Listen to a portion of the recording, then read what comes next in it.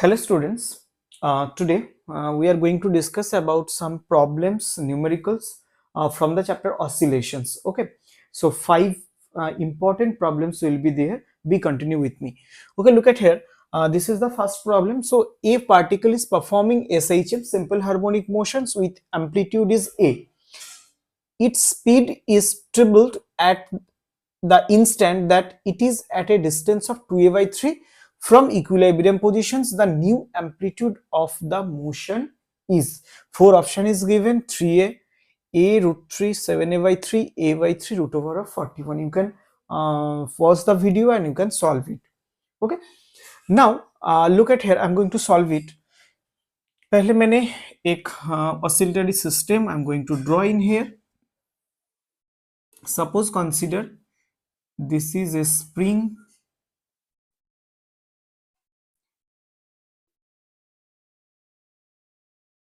The spring is at its natural length. So spring के साथ attached हुआ जो पार्टिकल्स है वो अभी इक्विलिब्रियम पोजीशन पे है. ओके, इस पार्टिकल्स को हम लोग थोड़ा सा खींच के छोड़ देंगे तो क्या होगा, ये वाला पार्टिकल ऑसिलेट करेगा. ये वाला पार्टिकल क्या करेगा, ऑसिलेट करेगा. तो suppose you consider this is the maximum extension of the spring. Spring को इतना तक तुम खींच के छोड़ दिया, तो यहां तक तुम इसको खींच के छोड़ दोगे तो पार्टिकल्स इधर आने लगेगा टुवर्ड्स द इक्विलिब्रियम पोजीशन. मतलब पार्टिकल यहां पे ऑसिलेट करने लगेगा. तो इक्विलिब्रियम पोजीशन से पार्टिकल का जो मैक्सिमम डिस्प्लेसमेंट है उसी को ही हम लोग क्या बोलते हैं, एम्पलीट्यूड बोलते हैं. तो तुम पार्टिकल को यहां तक खींच के छोड़ दिया, मतलब इक्विलिब्रियम से ये वाला जो डिस्टेंस है क्या है, एम्पलीट्यूड है. Is it clear? तो माय क्वेश्चन इज दैट कि when the particle is it at equilibrium position and when the particle is it at the extreme position, कि हर एक पॉइंट पे पार्टिकल्स का वेलोसिटी सेम होता है? नो, पार्टिकल का velocity हर एक पॉइंट पे सेम नहीं होता है. इक्विलिब्रियम पॉइंट पे पार्टिकल का वेलोसिटी सबसे मैक्सिमम होता है और एक्सट्रीम पॉइंट पे पार्टिकल का वेलोसिटी जीरो हो जाता है. तो इक्विलिब्रियम पोजीशन पे पार्टिकल का वेलोसिटी सबसे मैक्सिमम और यहाँ पे वेलोसिटी कितना हो जाएगा, जीरो हो जाएगा एक्सट्रीम पॉइंट पे. तो यहाँ पे मैक्सिमम वेलोसिटी है, यहाँ पे जीरो वेलोसिटी है. इसका मतलब इन बिटवीन जितना सारे पॉइंट्स है हर एक पॉइंट्स में क्या होता है, वेलोसिटी डिफरेंट हो जाएगा.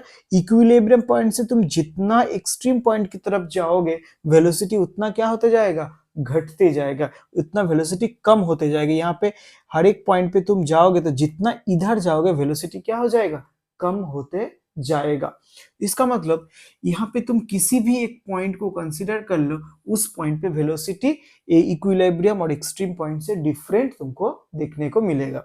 Now my question is that कि किसी भी एक पॉइंट पे वेलोसिटी कितना होगा, how do I can calculate it. Okay, इसको कैलकुलेट करने का फॉर्मूला मेरे पास अवेलेबल है. तो ये velocity of an SHM particle at any instantaneous point is v is equal to omega root over of a square minus x square.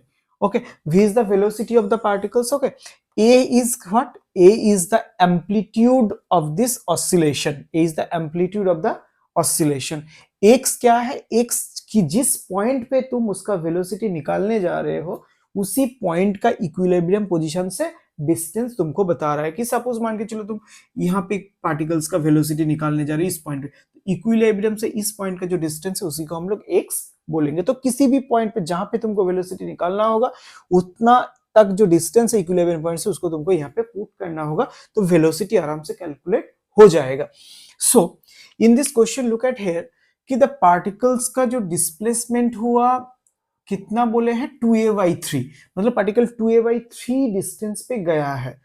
तो suppose मान के चलो कि the particle is in this position and ये वाला जो position है ये इक्विलिब्रियम से 2a/3 डिस्टेंस पे है.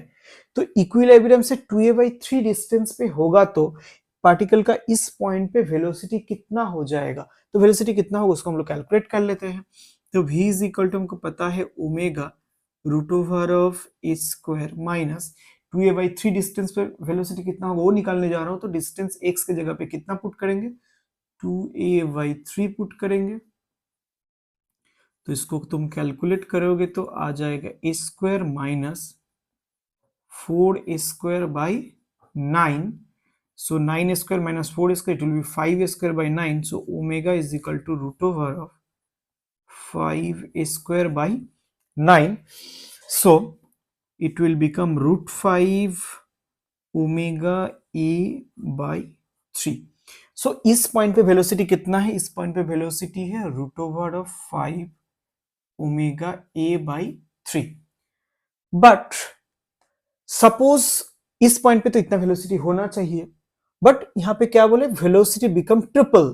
इस पॉइंट पे सपोज जितना वेलोसिटी है, इस वेलोसिटी किसकी वजह से, पार्टिकल का एम्पलीट्यूड ए है, तो उस हिसाब से यहां पे वेलोसिटी इतना है. बट इस पॉइंट पे वेलोसिटी जितना है इसका 3 गुना हो जाएगा, तो ट्रिपल हो जाएगा. तो पार्टिकल का क्या होगा, पार्टिकल्स यहां जाके रुकेगा नहीं, पार्टिकल और आगे तक चलने लगेगा. Very carefully look at here. जब पार्टिकल का एम्पलीट्यूड ए था उस हिसाब से इस पॉइंट पे वेलोसिटी इतना होना चाहिए, बट इस पॉइंट पे वेलोसिटी इसका 3 गुना होगा, तो तब एम्पलीट्यूड ए नहीं रहेगा, पार्टिकल और आगे तक एक्सटेंड हो जाएगा. तो पार्टिकल और आगे तक एक्सटेंड होगा तो उसका एम्पलीट्यूड में भी क्या हो जाएगा, बदल जाएगा. बात समझ में है कि पार्टिकल का जब वेलोसिटी इस पॉइंट पे इतना है तब जाके पार्टिकल यहाँ पे जीरो वेलोसिटी शो कर रहा था, बट यहाँ पे वेलोसिटी 3 गुना और बढ़ जाएगा, तो मतलब 3 गुना हो जाएगा, तो पार्टिकल यहाँ पे जाके रुकेगा नहीं, पार्टिकल और आगे तक एक्सटेंड हो जाएगा. पार्टिकल और आगे तक एक्सटेंड होगा तो उसका जो एम्पलीट्यूड होगा वो एम्पलीट्यूड भी बदल जाएगा. तो नया एम्पलीट्यूड कितना होगा, इस पॉइंट पे वेलोसिटी 3 गुना हो जाएगा, तो एम्पलीट्यूड कितना होगा वही कैलकुलेट करने के लिए बोले हैं. तो हम लोग एक बार देख लेते हैं कि सपोज इस पॉइंट पे वेलोसिटी 3 गुना हो चुका है, तो 3 गुना हो जाएगा तो नया वेलोसिटी मैंने मान लिया कि v dash is equal to कितना हो जाएगा, ओमेगा रूट ओवर ऑफ, अब तो एम्पलीट्यूड ए नहीं रहेगा, एम्पलीट्यूड बदल के ए डैश हो जाएगा, तो ए डैश का स्क्वायर हो जाएगा माइनस, इक्विलिब्रियम से पोजीशन तो उतना ही है, पोजीशन वही है, सिर्फ वेलोसिटी में बदल आया है, तो x के जगह पे इतना ही पुट करेंगे. तो मुझे कैलकुलेट क्या करना है, ए डैश कितना होगा, नया एम्पलीट्यूड कितना होगा वो मुझे कैलकुलेट करना होगा. मेरे पास पता क्या है कि अभी यहाँ पे जो वेलोसिटी है वो पिछला वाला जो वेलोसिटी उसका 3 गुना हो चुका है, तो 3 into root 5 omega a by 3. देखो ए पुरानी वेलोसिटी, इस पॉइंट का पुरानी वेलोसिटी इतना है, बट अभी वेलोसिटी कितना हो चुका है, 3 गुना बढ़ चुका है, तो मैंने 3 से मल्टीप्लाई कर दिया. 3 गुना बढ़ने की वजह से एम्पलीट्यूड में भी चेंज आया है, तो कितना आया है वही हमें कैलकुलेट करना होगा. तो ए डैश का स्क्वायर हो जाएगा, इसको तुम करोगे तो 4 a² by 9. Okay, so 3 cancel out हो जाएगा, बोथ साइड तुम स्क्वायर कर दो, कितना हो जाएगा 5 ओमेगा स्क्वायर ए स्क्वायर, यहाँ पे कितना हो जाएगा omega square A dash square minus 4 square by 9. सो इसका विल बी कैंसिल, 5 a² ये वाला टर्म इधर आ जाएगा तो प्लस स्क्वायर बाई 9 हो जाएगा, इधर में बचेगा ए डैश स्क्वायर. सो इसको करेगा तो 5 9 जब 45 and 4 49 a² by 9 is equal to a dash square.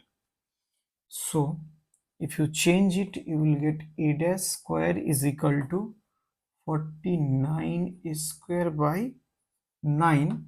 So a dash is equal to square हट जाएगा तो इधर में रूट आ जाएगा, तो हो जाएगा 7/3 into a. So the new amplitude will become 7/3a. So the option C is correct. Okay, so the new amplitude will be a dash is equal to 7/3a. Okay, तो इसमें फिर से एक बात देख लो, यहाँ पे वेलोसिटी इतना होना चाहिए था, जब एम्पलीट्यूड a है वेलोसिटी यहाँ पे 3 गुना हो जाएगा, तो एम्पलीट्यूड इतना नहीं रहेगा, एम्पलीट्यूड और बढ़ जाएगा, तो एम्पलीट्यूड बढ़ के कितना हो जाएगा 7/3a हो जाएगा. Okay,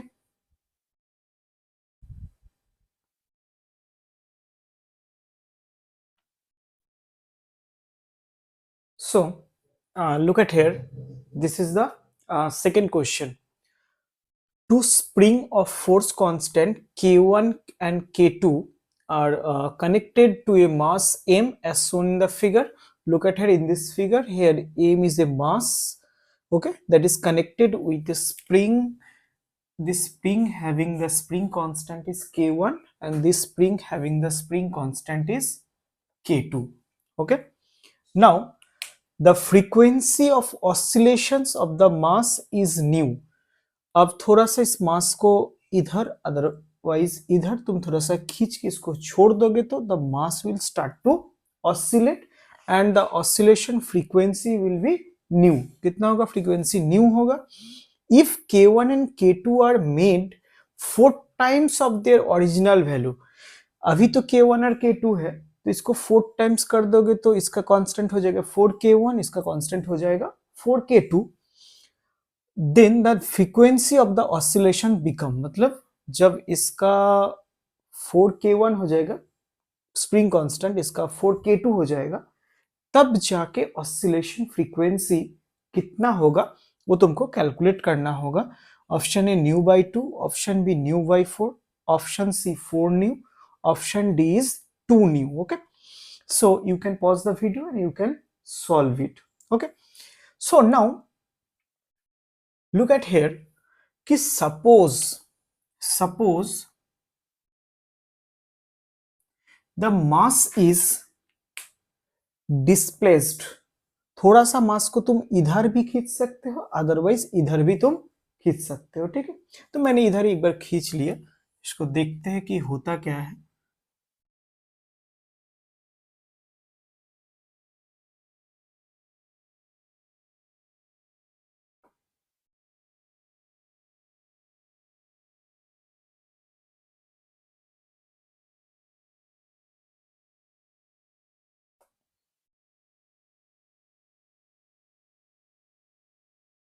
so look at here, मास ए वाला पोजीशन पे था, अभी मास इधर वाला पोजीशन पे शिफ्ट हो गया.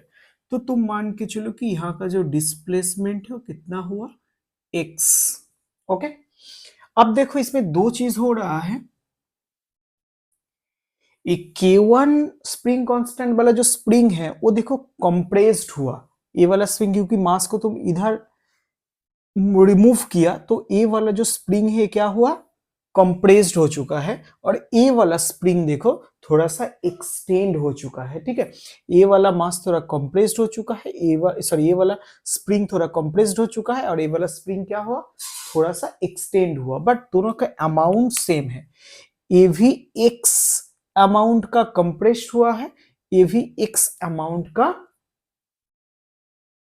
एक्सटेंड हुआ है. तो आप देखो ए वाला स्प्रिंग कंप्रेस्ड होगा तो इसमें जो रिस्टोरिंग फोर्स होगा वो फोर्स कौन सा डायरेक्शन पे लगेगा? स्प्रिंग इधर कंप्रेस्ड हुआ तो रिस्टोरिंग फोर्स जो लगेगा वो इधर लगेगा. और वो फोर्स कितना लगेगा? वो फोर्स लगेगा F1 is equal to minus of k x only, not x1, x. Okay, और इसमें देखो ए वाला स्प्रिंग क्या हुआ? एक्सटेंड हुआ है. तो इसमें भी रेस्टोरिंग फोर्स कौन सा साइड पे लगेगा? इसमें भी जो रेस्टोरिंग फोर्स लगेगा वो इधर लगेगा. वो फोर्स कितना होगा? F2 is equal to minus of K2x. ये बात समझ में आया?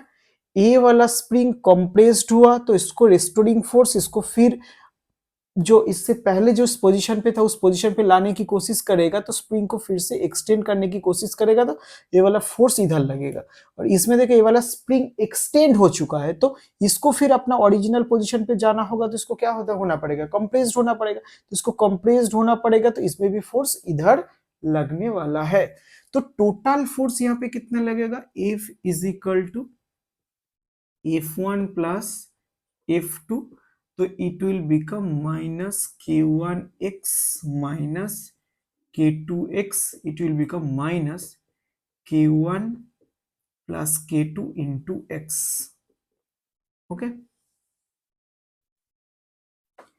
देखो इस पूरा सिस्टम में दो स्प्रिंग है तो इसका मतलब एक स्प्रिंग सिस्टम है.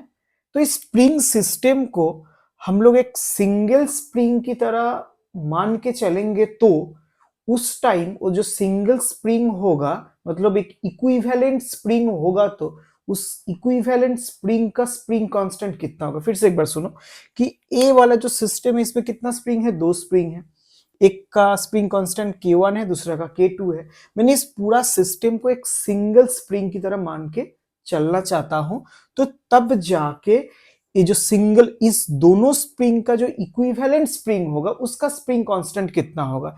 तो इसको हम तुम कर सकते हो कि सपोज मान के चलिए पूरा एक सिंगल सिस्टम है, सिंगल स्प्रिंग है जिसका स्प्रिंग कांस्टेंट K है, और उस स्प्रिंग का एक्सटेंशन कितना हुआ, X हुआ है, तो उसमें जो फोर्स लगेगा F इजिकल टू कितना हो जाएगा, -KX हो जाएगा।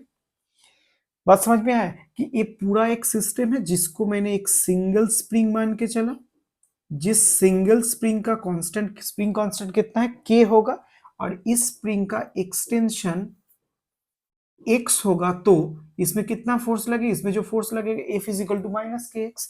तो ये दो स्प्रिंग को एक सिंगल स्प्रिंग से तुम रिप्लेस करना चाहते हो, तो उसका जो स्प्रिंग कांस्टेंट K होगा, इन दोनों इक्वेशन को तुम कंपेयर करोगे तो तुमको मिलेगा K is equal to K1 plus K2। ए होगा जो इक्विवेलेंट स्प्रिंग है उसका constant K is equal to K1 plus K2। Okay, तो इक्विवेलेंट स्प्रिंग कांस्टेंट इतना हो जाएगा, तो तुमको पता है कि टाइम पीरियड कितना होता है, time period T is equal to होता है 2 pi root over of m by k। So I can write the frequency nu is equal to 1 by t is equal to 1 by 2 pi root over of k by m. So I can write 1 by 2 pi root over of k1 plus k2 by m new. मैंने सीधा सीधा इस formula को लेके भी कर सकते थे प्रॉब्लम को सॉल्व, बट मैंने एक बार दिखा दिया कि कैसे ये वाला फॉर्मूला आया है। तो ये नॉर्मल कंडीशंस में है। अब condition according to the question क्या बोले हैं, इफ K1 और K2 कितना हो जाएगा, 4 टाइम्स हो जाएगा, तो मैंने K1 के जगह पे 4K1 लिखूंगा, K2 की जगह पे 4K2 लिखूंगा, तब फ्रीक्वेंसी कितना हो जाएगा वो मुझे कैलकुलेट करना होगा। ठीक है, तो मैंने इसको इधर कैलकुलेट कर रहा हूं, तो नया frequency nu dash is equal to कितना हो जाएगा, 1/2 pi root over of K1 के जगह पे 4K1, क्योंकि K1 K2 कितना हो गया, 4 टाइम्स हो गया, ये कितना हो जाएगा, 4K2 हो जाएगा, डिवाइडेड बाई m हो जाएगा। तो 4 को कॉमन लेके तुम बाहर लेकर आओगे तो 2 आ जाएगा, 1/2 पाई K1 plus K2 by m हो जाएगा। देखो 1/2 pi root over K1 plus K2 by m समान कितना होता है, न्यू होता है, तो पूरा चीज क्या हो जाएगा, 2 इंटू न्यू। सो जो नया फ्रीक्वेंसी होगा वो पुराना वाला फ्रीक्वेंसी का 2 गुना हो जाएगा। तो कौन सा वाला ऑप्शन सही होगा, ए वाला ऑप्शन सही होगा। ठीक है, तो जो नया फ्रीक्वेंसी जब तुम स्प्रिंग कांस्टेंट को 4 टाइम्स, दोनों स्प्रिंग कांस्टेंट को 4 टाइम्स कर दोगे, तो वो पूरा नया सिस्टम का जो फ्रीक्वेंसी आएगा पुराना वाला फ्रीक्वेंसी का कितना हो जाएगा, 2 गुना हो जाएगा। Okay,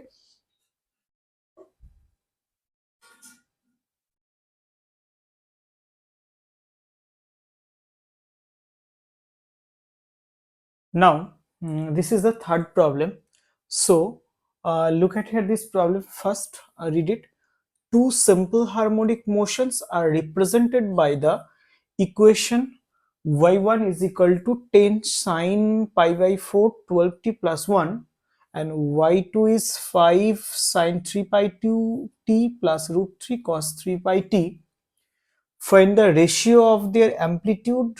What are the time periods of the two motions? Okay. Look at here, these two equations are given here, so I have to find out the ratio of the amplitude. So ratio निकालने से पहले तो मुझे पहले दोनों का amplitude पता भी होना चाहिए ना, तब ना रेशियो निकाल पाएंगे। And what are the time periods of this two motion. Okay, तो टाइम पीरियड्स को तो मैंने बाद में आ रहा हूं। तो पहले देखो, हम लोगों को जो पता है तो उस हिसाब से हम लोग चलते हैं कि हम लोगों को जो इक्वेशन पता है कि y is equal to a sine omega t plus 5। Okay, this is one known equation. Okay, इस इक्वेशन से हम लोग इजीली बोल पाएंगे कि यहाँ पे a जो है amplitude Yes or no? Omega is the angular frequency. So from here we can find out that omega is equal to 2 pi by t, or t is equal to 2 pi by omega. From here easily I can find out the amplitude and time period. Okay. So if I can transfer this to equation according to this equation, मतलब इस equation को हम लोग इस equation की तरह बना लेंगे तो तब जाके इजीली हम लोग एम्पलीट्यूड, टाइम पीरियड सब कुछ फाइंड कर सकते हैं, है ना। तो देखो इस इक्वेशन को देख के तो मुझे लग रहा है कि इजीली इस टाइप ऑफ इक्वेशन में ट्रांसफर हो जाएगा, क्योंकि देखने में ऑलमोस्ट सिमिलर है। इस इक्वेशन में तुमको थोड़ा सा मेहनत करना पड़ेगा। ओके, ठीक है, मैंने इस इक्वेशन को साइड में रखते हैं, तो उस हिसाब से दोनों इक्वेशन को पहले इजी वाला कर लेते हैं, उसके बाद सेकेंड वाला इक्वेशंस पे हम लोग आ जाएंगे। ओके, तो तुम इक्वेशन को, तुम वीडियो को पॉज करके तुम पहले खुद सॉल्व करने की कोशिश करो जितना हो सके। तो देखो, हाँ, मेरे पास जो गिवन है वो y is equal to a sine omega t plus five, ये मुझे पता है पहले से। जब तुम ऐसे ही पढ़ रहे हो मतलब इस इक्वेशन तुमको पता होगा। तो पहला वाला इक्वेशन देखो, यहाँ पे y1 is equal to 10 sine pi by 4 12t plus 1। Okay, तो इसको इसकी तरह ही देखने में लग रहा है, सिर्फ यहाँ पे पाई बाई 4 है जो यहाँ पे नहीं है, तो इसको मैंने अंदर दे रहा हूं। तो इसको देखो 10 साइन पाई बाई 4 से अंदर में मल्टीप्लाई कर दोगे तो कितना हो जाएगा, तो 4 और 12 कट जाएगा, कटेगा तो 3 हो जाएगा, तो ये हो जाएगा 3 pi t plus pi by 4। Okay, no problem. Now it's similar like this equation. So from here I can tell that this one having the amplitude is 10। मैंने इसको a1 से लिख रहा हूँ क्योंकि इसका y1 है, तो इसका एम्पलीट्यूड a1 से लिखा। और इसका देखो ओमेगा का वैल्यू कितना है, omega is equal to 3 pi, है ना। तो ओमेगा इज इक्वल टू मैंने देखा था कि 2 pi by T is equal to 3 pi, pi pi cut जाएगा, t इज इक्वल टू आ जाएगा 2/3। बात समझ में आया। ए वाला को तुम a 3 पाई टी है ना, मेरा इक्वेशन क्या है ओमेगा टी, तो ओमेगा की जगह पे देखो कितना है 2 पाई है, तो omega is equal to, sorry omega 3 pi है तो ओमेगा की जगह पे 3 पाई लिख दिया। ओमेगा कितना होता है, ओमेगा 2 पाई बाई टी होता है, is equal to 3 pi, pi pi cut जाएगा, 2/t इज इक्वल टू 3, तो t इज इक्वल टू कितना हो जाएगा 2/3। तो पहला वाला इक्वेशन को तो मुझे एम्पलीट्यूड भी मिल चुका है और टाइम पीरियड भी मिल चुका है। तो सेकेंड वाला इक्वेशंस पे मुझे थोड़ा सा वर्क करना होगा। तो इसमें देखो सेकेंड वाला इक्वेशन में दिया क्या हुआ है, y2 is equal to 5 sine 3 pi 2, इतना तक होता तो बहुत बड़ी आराम से हो जाता, बट इसके साथ देखो √3 cos of 3 pi t is given. No problem. हम लोग को इस इक्वेशन को थोड़ा सा मॉडिफाई करना होगा। कैसे मॉडिफाई करना होगा, मुझे एक चीज थोड़ा सा पता होगा कि एक फॉर्मूला, हाँ कहाँ लिखे, यहाँ पे मैंने लिख रहा हूँ, ठीक है। Sine a plus b is equal to क्या होता है बोलो तो, sine a cos b plus cos a sine b। इस टाइप ऑफ प्रॉब्लम्स, मतलब इस टाइप ऑफ फॉर्म मुझे यहाँ पे लाना होगा, उसका ही मैंने कोशिश कर रहा हूँ। तो देखो कैसे कर सकता हूँ, यहाँ पे 5 लिखा हुआ है, तो मैंने इसको थोड़ा सा मॉडिफाई करो, 5 के साथ 2 मल्टीप्लाई कर रहा हूँ और 2 से डिवाइड भी कर रहा हूँ। तो ऐसा मैंने कर सकता हूँ, 2 से मल्टीप्लाई 2 से डिवाइड, अंदर में जैसा है इसको ऐसा लिख दो।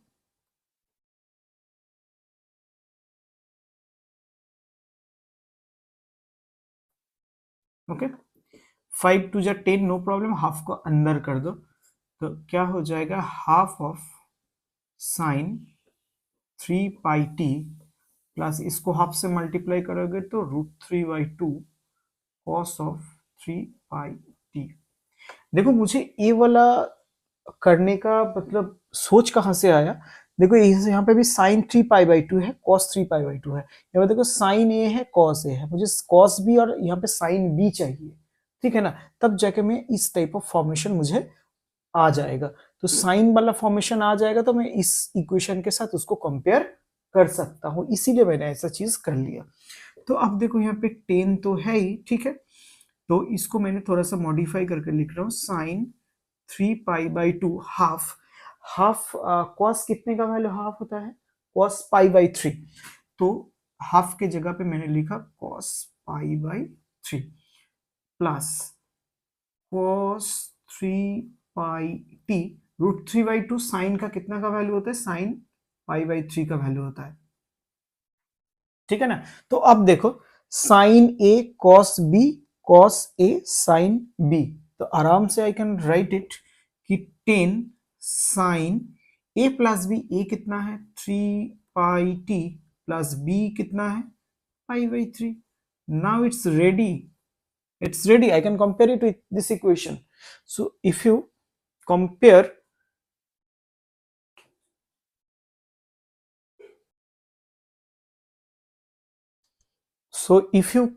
these two, what you will get, you will get y is equal to a sin omega t plus five, है ना, ऐसा ही लिखा हुआ। तो दोनों को कंपेयर करोगे तो a इज इक्वल टू कितना आ जाएगा 10, इसमें भी 10 ही आ रहा है, ठीक है। ओमेगा के जगह पे कितना आ रहा है 3 पाई आ रहा है, तो ओमेगा इज इक्वल टू 3 पाई, इसमें भी ओमेगा 3 पाई आया था, इसका मतलब यहाँ पे भी T2 कितना आएगा, T2 आएगा 2/3। Okay, no problem.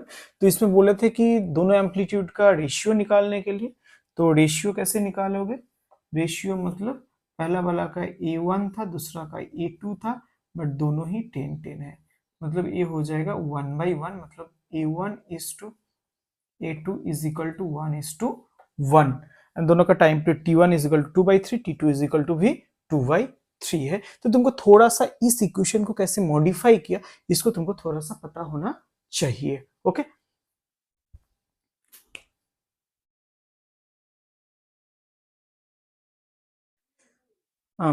look at here, this is the fourth problem, so let's read it first. A simple pendulum has time period T1. The point of suspension is now moved upward according to the relation y is equal to kt square, where k is equal to 1 meter per second square, where y is the vertical displacement. The time period now become T2. What is the ratio of T1 square by T2 square? Okay, take the value of g is 10 meter per second. Okay, first try to understand the problem first. Okay, suppose there have a simple pendulum. Okay, so look at here, suppose consider this is a simple pendulum. Okay, and this is the bob of this pendulum, and the string having the length is L. Okay, the string having the length is L. Then what will be the time period? Time period is T1 is equal to 2 pi root over of L by G, that we know. For a simple pendulum, when the bob is suspended with a string having the length is L, its time period will be T1 is equal to 2 pi root over L by G. Now the thing is happening, what, the bob is moving, the point of suspension is now move in the upward direction में move कर रहा है। किस equation पे basis पे, y is equal to kt square, मतलब ई वाला पॉइंट क्या हो रहा है, थोड़ा ऊपर की तरफ मूव कर रहा है। तो इसको ऊपर की तरफ मूव कर रहा है, तो कौन सा इक्वेशन मान के, y is equal to kt square को मान के ये ऊपर की तरफ मूव कर रहा है, तो तब जाके इसका टाइम पीरियड में क्या चेंज आएगा, मतलब T2 क्या होगा, उसको हम लोग पहले देख लेते हैं। तो ये ऊपर की तरफ जाएगा तो चेंज किस चीज में आएगा, उसको थोड़ा सा हम लोग देखने की कोशिश करते हैं। Okay, look at here, y is equal to given kt square. Okay, ये तो ऊपर तो जा रहा है, ऊपर जा रहा है मतलब इसमें वेलोसिटी होगा, तो वेलोसिटी कितना होगा, ये तो उसका पोजीशन वाला एक इक्वेशन है, y is equal to kt square, position बता रहा है। तो इसको वेलोसिटी कैसे निकालोगे, उसको टाइम से डेरिवेटिव कर दो। तो टाइम से डेरिवेटिव करोगे तो dy बाई dt निकाल लोगे, dy बाई dt निकालोगे तो 2 बाहर आ जाएगा, इट विल बिकम 2kt। अच्छा, वेलोसिटी ए है, तो वेलोसिटी में भी अभी भी देखो टाइम छुपा हुआ है, इसका मतलब वेलोसिटी लास्ट नहीं है, इसको तुमको एक्सीलरेशन तक जाना पड़ेगा। तो इसको फिर से एक बार डेरिवेटिव करोगे तो कितना आएगा, d square y by d t square is equal to 2k। इसका मतलब ये जो सस्पेंशन पॉइंट जो है ऊपर की तरफ जा रहा है कुछ एक्सीलरेशन लेके, कितना एक्सीलरेशन लेके, 2k एक्सीलरेशन लेके वो वाला सस्पेंशन वाला पॉइंट ऊपर की तरफ जा रहा है। अच्छा ठीक है, तो इतना होगा तो k का वैल्यू दिया हुआ है, k का वैल्यू 1 है, तो 2 इंटू 1 इज इक्वल टू 2 मीटर पर सेकेंड स्क्वायर। अच्छा, इसका मतलब ये जो बॉब ऊपर की तरफ जा रहा है कितना एक्सीलरेशन लेके जा रहा है, उसका एक्सीलरेशन है 2 मीटर पर सेकेंड स्क्वायर एक्सीलरेशन लेके ऊपर जा रहा है। अच्छा, बॉब इतना एक्सीलरेशन लेके ऊपर तक जाएगा तो ऑब्वियसली टाइम पीरियड में चेंज आएगा। क्यों टाइम पीरियड में चेंज आएगा, क्योंकि वो ये जो जी है ना, टाइम पीरियड का फॉर्मूला में जो जी है, उस जी को इस एक्सीलरेशन ने इफेक्ट करेगा। जी को ये एक्सीलरेशन वाला टर्म क्या करेगा, इफेक्ट करेगा, और इफेक्टिव जी अलग हो जाएगा। जब बॉब ऊपर की तरफ जाता है तब इफेक्टिव एक्सीलरेशन और इफेक्टिव जी का जो वैल्यू होता है ना, वो जी प्लस ए हो जाता है। अच्छा, कैसे होता है उसको भी हम लोग एक बार देख लेते हैं, ठीक है। इसको एक बार इधर देख लो कि सपोज एक नॉर्मल स्ट्रिंग से एक बॉब सस्पेंडेड है, ठीक है। इस स्ट्रिंग के ऊपर की तरफ एक टेंशन, ए वाला टाइम पीरियड नहीं है, टेंशन है, टेंशन ऊपर की तरफ काम कर रहा है और mg नीचे की तरफ कम कर रहा है, तो यहाँ पे t is equal to mg होता है, ठीक है। बट बॉब जब ऊपर की तरफ मूव करते हैं, बॉब जब, ये दूसरा सिनारियो है, ये वाला बॉब है, ठीक है, नीचे की तरह mg काम कर रहा है और बॉब खुद ऊपर की तरफ जा रहा है, ऊपर की तरफ जा रहा है, और यहाँ पे टेंशन T है।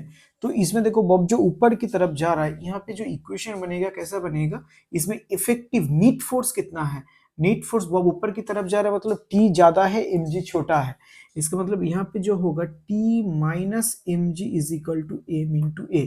T इज इक्वल टू कितना हो जाएगा, m g plus m a, m into g plus a. यहाँ पे देखो इफेक्टिव जो एक्सीलरेशन है वो जी प्लस ए है। इज इट क्लियर, इसमें ये वाला इक्वेशन समझ में आया ना, कि इसमें देखो टेंशन ऊपर की तरफ काम कर रहा है और वेट नीचे की तरफ कम कर रहा है, दोनों ऊपर नीचे है, नॉर्मल कंडीशन में दोनों बैलेंस है, T is equal to m g. But पूरा बॉब जब ऊपर की तरफ जा रहा है मतलब ऊपर की तरफ फोर्स ज्यादा लग रहा है, इसीलिए बॉब ऊपर की तरफ जा रहा है। तो ऊपर की तरफ बॉब फोर्स ज्यादा लगेगा तो ऊपर में कौन सा फोर्स लगेगा, टी लग रहा है, टी से mg को माइनस कर दो, तुमको क्या मिल जाएगा, एम ए मिल जाएगा, जिस एक्सीलरेशन से पार्टिकल ऊपर की तरफ जा रहा है। तो T is equal to m g. तो यहाँ पे देखो एक्सीलरेशन जो है वो कितना आ चुका है, जी प्लस ए आ चुका है। तो सेकेंड वाला केस में, ये तो पहला वाला केस है, फर्स्ट केस है, सेकेंड केस में,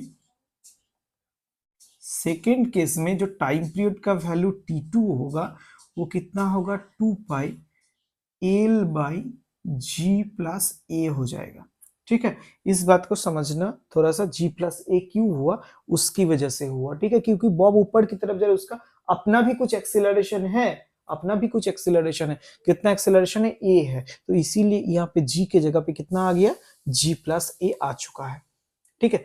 तो इसको तुम लिख लो पहले थोड़ा सा, मैंने इसको रफ करना पड़ेगा, अदरवाइज मैंने इसको रफ कर देते हैं, ठीक है।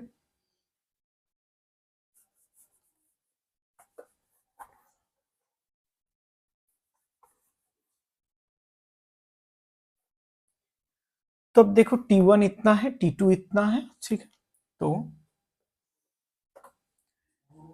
T1 का स्क्वायर कितना हो जाएगा, 4 pi square l by g हो जाएगा।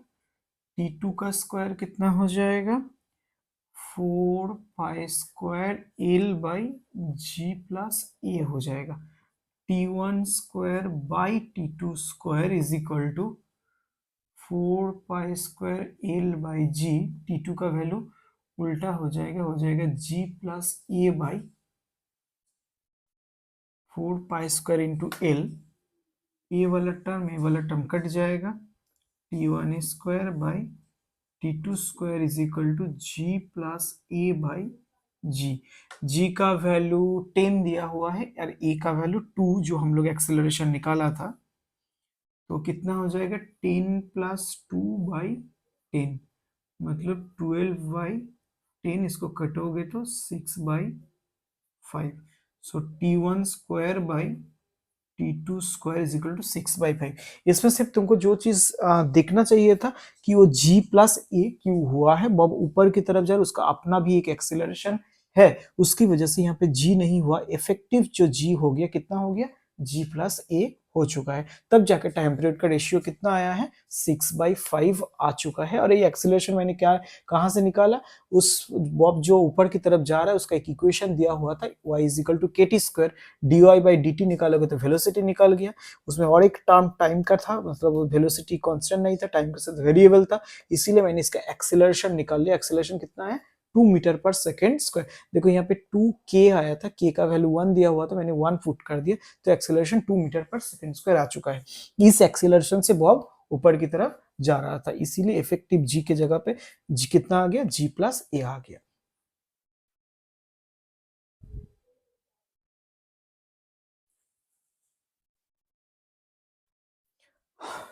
Hello.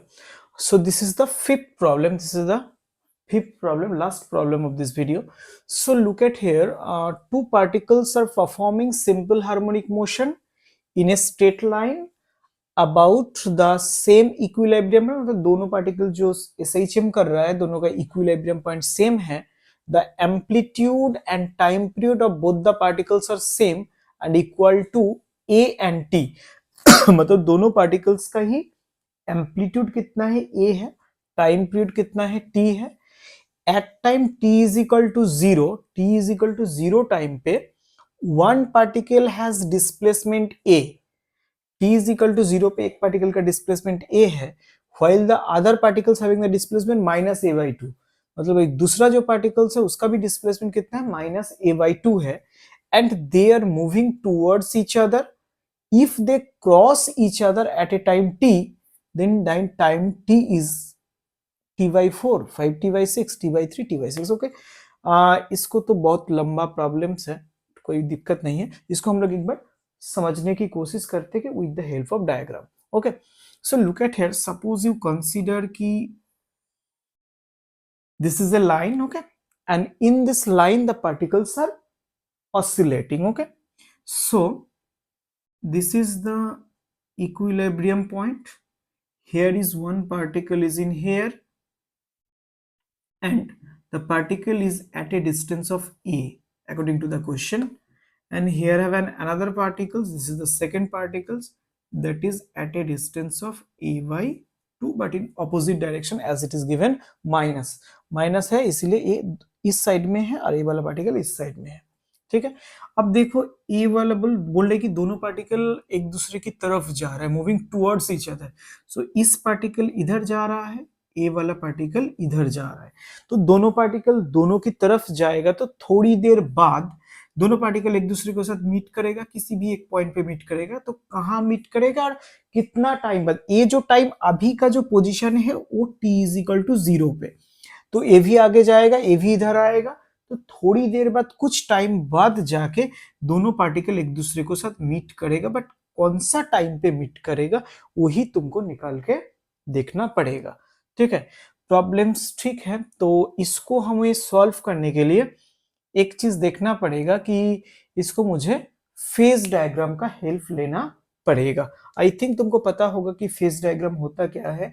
एक वीडियो मैंने जरूर बहुत जल्दी बनाएंगे फेज डायग्राम के ऊपर, तो इसको थोड़ा समझने की कोशिश करो अभी ये वाला प्रॉब्लम को सॉल्व करने के लिए. देखो फेज डायग्राम में हम लोग इस पूरा प्रॉब्लम को सेट करेंगे तो क्या होगा. एक्चुअल फेज डायग्राम में होता क्या है कि ये जो SHM करने वाला पार्टिकल्स को ना, इसको हम लोग ट्रीट करेंगे कि पार्टिकल्स जो सर्किल में मूव कर रहे हैं विथ ए यूनिफॉर्म वेलोसिटी, एक सर्किल में मूव कर रहे हैं विथ एन यूनिफॉर्म वेलोसिटी. ठीक है, और उस सर्किल का जो डायमीटर है, उस डायमीटर में उस पार्टिकल का जो प्रोजेक्शन होता है वो उसका पोजीशन बताने वाला है. देखो इसमें हम लोग बता रहे हैं एक बार कि सपोज मान के चलो कि यहाँ पे एक सर्किल है. ओके, इस सर्किल में ये उसका डायमीटर है, तो डायमीटर में एक सर्किल मूव कर रहा है कोई भी सॉरी एक पार्टिकल मूव कर रहा है इस सर्कल में, तो उस पार्टिकल का डिफरेंट डिफरेंट पोजीशन होगा। तो उस पोजीशन पे पार्टिकल का एक प्रोजेक्शन होगा डायमीटर के ऊपर पे, और सेंटर से उसका जो डिस्टेंस होगा ना वही पार्टिकल्स का पोजीशन एसएचएम में होगा। मतलब ये वाला पार्टिकल सपोज यहाँ पे है तो उसका प्रोजेक्शन यहाँ पे लिया गया है, तो ये जो डिस्टेंस होगा ये उसका पोजीशन बताया जाएगा। सपोज पार्टिकल यहाँ पे है तो इसका प्रोजेक्शन यहाँ पे लिया जाएगा, तो यहाँ पे जो डिस्टेंस है वही उसका डिस्टेंस माना जाएगा। तो अभी देखो इस वाला प्रॉब्लम जो है, इस प्रॉब्लम में दोनों पार्टिकल्स का ही एम्पलीट्यूड कितना है, ए है। तो मैंने एक सर्कल ड्रॉ किया जिसका रेडियस ए। तो सर्कल का ये सेंटर है, तो यहाँ पे एक पार्टिकल्स है, ठीक है। जिस पार्टिकल्स कितना दूरी पे है, ए डिस्टेंस पे है, तो पार्टिकल यहाँ पे है तो इसका जो पोजीशन है कितना है, ए है। मैंने वो वाला डायग्राम पे देखे थे। और सेकेंड वाला पार्टिकल कितना डिस्टेंस पे है, यहाँ पे किसी एक जगह पे होना चाहिए। तो पार्टिकल का पोजीशन यहाँ पे होगा तो उसका हम लोग प्रोजेक्शन लेंगे तो यहाँ पे है, ठीक है। तो अल्टीमेटली पार्टिकल कहाँ पे है, सर्कल में देखेंगे तो पार्टिकल यहाँ पे है, उसका प्रोजेक्शन मैंने यहाँ ले लिया, तो इसीलिए इसका पोजीशन कितना है, ay2 है, ठीक है।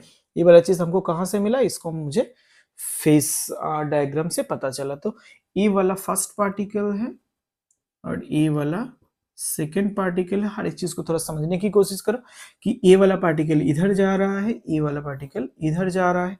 तो थोड़ी देर बाद किसी भी यहाँ पे किसी भी एक पॉइंट पे दोनों पार्टिकल एक दूसरे को मीट करेगा, तो इस पार्टिकल को यहाँ से भी वो मीटिंग पॉइंट पे जाना पड़ेगा, इस पार्टिकल को भी वहाँ मीटिंग पॉइंट पे जाना पड़ेगा। दोनों को मीटिंग पॉइंट पे आने के लिए सेम टाइम लगेगा, क्योंकि ये भी जितना टाइम पे यहाँ जाएगा वो भी उतना ही टाइम पे यहाँ पे आएगा। वो टाइम ही मुझे निकालना पड़ेगा। तो मुझे टाइम निकालने से पहले मुझे देखना पड़ेगा कि दोनों इसको दूसरा पार्टिकल के साथ मीट करने के लिए कितना दूर इसको जाना पड़ा और कितना दूर इसको भी जाना पड़ा, उसको मुझे पहले देखना पड़ेगा। तो ए कितना एंगल जाएगा, ए भी कितना एंगल जाएगा, वो देखने से पहले मुझे एक बार पता करना पड़ेगा कि दोनों पार्टिकल अभी का पोजीशन के हिसाब से दोनों ने कितना एंगल पे है, अभी दोनों पार्टिकल कितना एंगल पे है। तो उसको कैसे हम लोग कैलकुलेट कर सकते हैं, देखो इसको कैलकुलेट करने का तरीका थोड़ा उसको मुझे जियोमेट्री का हेल्प मतलब इसको लेना पड़ेगा। देखो एक बार, देखो पहले तो मैंने यहाँ पे एक परपेंडिकुलर ड्रॉ किया। परपेंडिकुलर ड्रॉ करेंगे तो इतना तक तो एंगल मुझे पता है, ए कितना है, π/2, ठीक है। अच्छा, मुझे और ए वाला छोटा सा एंगल निकाल लिया तो मुझे दोनों पार्टिकल के बीच में टोटल कितना एंगल है वो पता चल जाएगा। बट ये छोटा सा एंगल कितना है ये निकालना डायरेक्टली पॉसिबल नहीं है। मुझे पहले उससे पहले ये वाला एंगल मुझे देखना पड़ेगा, ये वाला एंगल कितना है।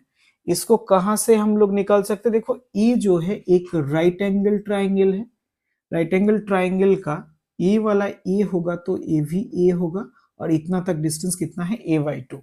तो इस ट्राइंगल के हिसाब से ये एंगल थीटा होगा, तो तुम इसको लिख सकते हो, ये क्या है, cos theta is equal to, cos theta is equal to क्या होता है, बेस बाई हाइपोटेनस। तो बेस में कितना है, a/2 है, ये कितना है, a है, तो इसको कट जाएगा तो कितना हो जाएगा, हाफ हो जाएगा। तो cos theta is equal to half is equal to cos of π/3। Okay, तो थीटा इज इक्वल टू कितना आया, π/3, नो प्रॉब्लम। तो इतना तक छोटा सा जो एंगल है, ये वाला एंगल कितना है, π/3। बट ये भी मुझे नहीं चाहिए, मुझे चाहिए ए वाला, मुझे चाहिए ए वाला। ये वाला कैसे निकालेंगे, देखो इतना तक तो π/3 है, ठीक है। बट यहां से यहां तक पूरा एंगल कितना है बोलो तो, पूरा एंगल π/2 है। यहां से यहां तक पूरा एंगल कितना है, π/2। π/2 में से इतना पोर्शन π/3 हो जाएगा, तो इतना पोर्शन कितना होगा, उसको माइनस करेंगे तो निकल जाएगा।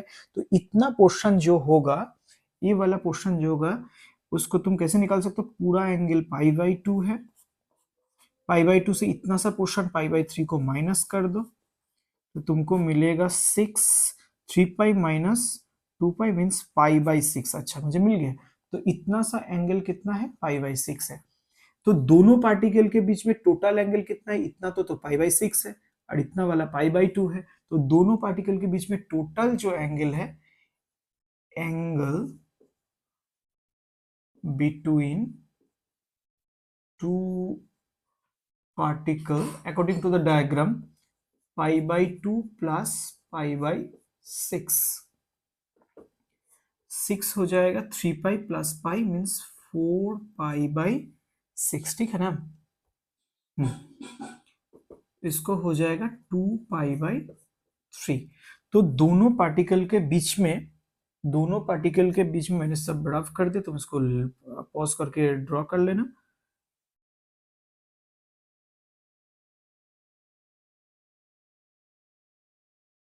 तो दोनों पार्टिकल के बीच में टोटल एंगल कितना मिला, दोनों पार्टिकल के बीच में टोटल एंगल मिला 2 पाई बाई 3। अब देखो दोनों का टाइम पीरियड सेम है, टाइम पीरियड सेम होने का मतलब दोनों पार्टिकल का एंगुलर वेलोसिटी सेम है, ठीक है ना, दोनों का एंगुलर वेलोसिटी सेम है। तो इस पार्टिकल ने भी जितना एंगल कवर करेगा, इस पार्टिकल ने भी उतना ही एंगल कवर करेगा, क्योंकि दोनों का एंगुलर वेलोसिटी सेम है, ठीक है ना। तो टोटल तो एंगल 2 पाई बाई 3 है, तो ये जितना कवर करेगा ये भी इतना ही कवर करेगा, मतलब 2 बाई 3 जो एंगल है इसका आधा फर्स्ट पार्टिकल और आधा सेकेंड पार्टिकल ने कवर करेगा। तो इस पार्टिकल ने कितने, सपोज मान के चलो कि यहाँ पे एक दूसरे को साथ मीट किया है, तो इस पार्टिकल को कितना एंगल कवर करना पड़ेगा, 2 पाई बाई 3 का आधा कर दोगे तो कितना हो जाएगा, पाई बाई 3 हो जाएगा। तो इस पार्टिकल को कितना एंगल कवर करना पड़ा, पाई बाई 3।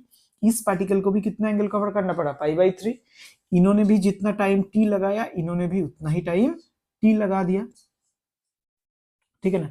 तो इसका जो वेलोसिटी कितना होगा, एंगल कवर किया पाई बाई 3, टाइम लगाया टी, तो angular velocity omega is equal to होता है एंगल बाई टाइम। एंगल कितना है, pi by 3 divided by time, okay. और फिर एंगुलर वेलोसिटी ओमेगा को हम लोग टी के, कैपिटल टी के टर्म पे लिखने की कोशिश करेंगे, तो मुझे मिलेगा omega is equal to 2 pi by T is equal to pi by, इसको सही से करोगे तो 3 नीचे आ जाएगा, 3t हो जाएगा, पाई पाई कैंसिल हो जाएगा, तो ये हो जाएगा तुम्हारा capital T is equal to 6t, और t इज इक्वल टू हो जाएगा t बाई 6। इसका मतलब टाइम पीरियड t होगा, तो t बाई 6 टाइम पे दोनों पार्टिकल एक दूसरे को साथ मीट करेंगे। इसमें फेसस डायग्राम जो है ये इस प्रॉब्लम को सॉल्व करने में बहुत हेल्प किया, ठीक है ना। तो दोनों पार्टिकल के बीच में एंगल कितना था, 2 पाई बाई 3 था, जो इतना करके हम लोग कैलकुलेट किए। तो दोनों का एंगुलर वेलोसिटी सेम होगा, क्योंकि दोनों का टाइम पीरियड सेम है, टाइम पीरियड सेम होगा तो एंगुलर वेलोसिटी सेम ही है। इसका मतलब दोनों का बीच का जो एंगल 2 पाई बाई 3 उसका आधा इस पार्टिकल ने कवर करेगा, आधा इस पार्टिकल ने कवर करेगा, तब जाके दोनों ने एक दूसरे के साथ मीट करेगा। दोनों को एक दूसरे के साथ मीट करे मतलब सेम टाइम पे दोनों ने सेम एंगल कवर करे, मतलब दोनों का एंगुलर वेलोसिटी सेम है। तो omega is equal to 5 by T, 5 कितना है, एंगल कितना है, पाई बाई 3, और टाइम कितना लगाया, टी लगाया, मैंने टी को कंसीडर कर किया, जिस टी को ही मुझे बाद में कैलकुलेट करना होगा। ओमेगा को मैंने टाइम पीरियड के इन टर्म्स में लिखेंगे तो omega is equal to 2 pi by T हो जाएगा। अब कैलकुलेट करके मुझे मिला small T is equal to capital T by 6, मतलब दोनों पार्टिकल एक दूसरे के साथ मीट करेगा कितना टाइम बाद, टी बाई 6 टाइम बाद एक दूसरे के साथ मीट करेगा। Thank you.